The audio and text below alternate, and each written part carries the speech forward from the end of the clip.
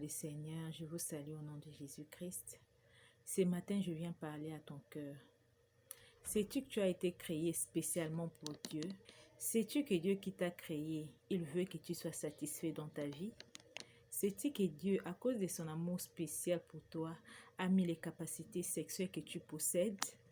Et sais-tu que Dieu a mis ces capacités en toi pour que tu en jouisses et non pour ta destruction? Oui, ta capacité sexuelle, c'est l'un des bons dons que Dieu a fait aux hommes qu'il a créés. Voilà pourquoi Dieu dit dans sa parole, l'homme quittera son père et sa mère s'attachera à sa femme et les deux deviendront une seule chair. Ceci veut dire l'homme doit s'établir hors de sa famille et se marier, se mettre avec sa femme et fonder une famille. Et cela avec approbation de tous, de la famille, des amis, des parents. Et en disant ceci, Dieu est en train de dire que autre relation en dehors du mariage ne doit pas exister. Parce qu'en définitive, cela pourrait nuire à l'homme. Donc nous pouvons dire qu'aucune relation autorisée par Dieu ne peut porter une jouissance qui demeure, une jouissance durable à l'homme. Donc, quelqu'un qui veut s'engager dans une relation sexuelle quelconque doit se poser ces questions. Est-ce que cette relation est-il permise par Dieu? Est-ce qu'il approuve? Est-ce que cette relation procurera-t-il la joie pour nous qui nous sommes mariés, pour l'avenir sur la terre et pour l'éternité? Cette relation procurera-t-il de bonheur pour les enfants qui naîtront de nous?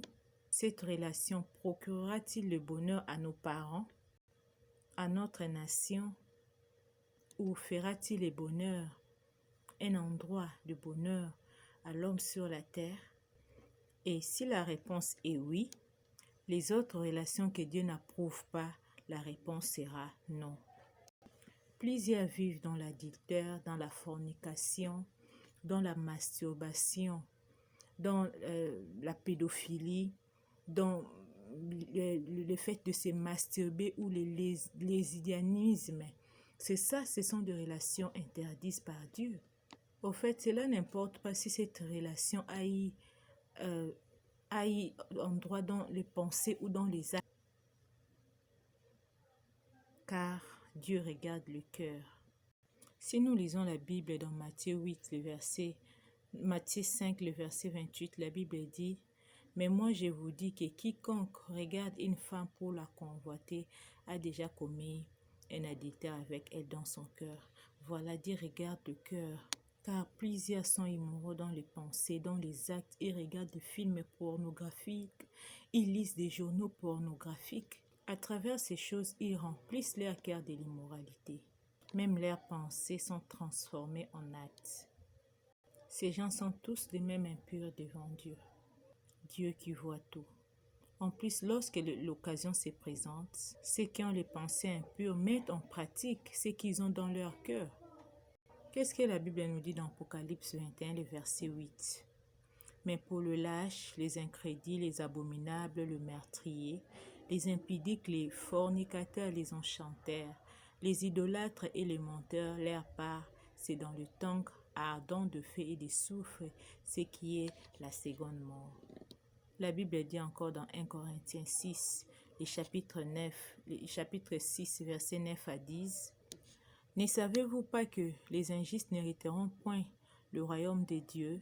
Ne vous y trompez pas, ni les impudiques, les fornicateurs, ni les idolâtres, ni les adultères, ni les inféminés, ni les infâmes, ni les voleurs, ni les cupides, ni les ivrognes, ni les outragés, ni les ravisseurs n'hériteront du royaume de Dieu. Ceci veut dire que si tu as commis n'importe quel péché, en pensée, à parole, en acte, tu pourras te cacher. Mais Dieu connaît ton cœur, il voit tout. Il te connaît et ta vie est enregistrée. Il faudrait que tu payes. Tu payes pour tes pensées, tes actions pécheresses. Bien que tout le monde ait péché d'une manière ou d'une autre, spécialement dans les domaines sexuels, Dieu aime le pécheur. Toi, fornicateur, adultère, toi qui as commis les avortements, ou tu as transmis des maladies sexuellement transmissibles à plusieurs, Dieu t'aime. Et il t'aime beaucoup. Il a manifesté cet amour en son Fils Jésus-Christ. La Bible dit dans Jean 3, le verset 16, « Car Dieu a tant aimé le monde qu'il a donné son Fils unique, afin que quiconque croit en lui ne périsse point, mais qu'il ait la vie éternelle. » La Bible dit dans 2 Corinthiens 5, le verset 17, « Si quelqu'un est en Christ, il devient une nouvelle créature. Les choses anciennes sont passées, voici toutes choses sont devenues nouvelles. » Je suis persuadée que tu veux changer, tu veux être sauvé maintenant. Jésus désire ardemment te recevoir maintenant. Tu peux prier maintenant de la manière suivante.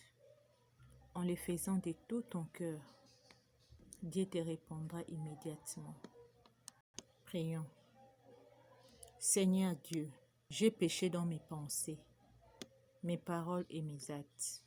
Je crois que Jésus-Christ est mort à la croix à ma place. Je crois maintenant qu'il est mon Seigneur et mon Sauveur personnel.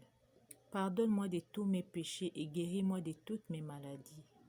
Fais de moi ton enfant. Envoie ton Saint-Esprit pour qu'il vive en moi maintenant. Et donne-moi la force de te suivre jusqu'à la fin. Merci Seigneur d'avoir écouté ma prière et d'avoir répondu maintenant. Amen. Que le Seigneur vous bénisse. Toi qui as décidé de donner ta vie au Seigneur.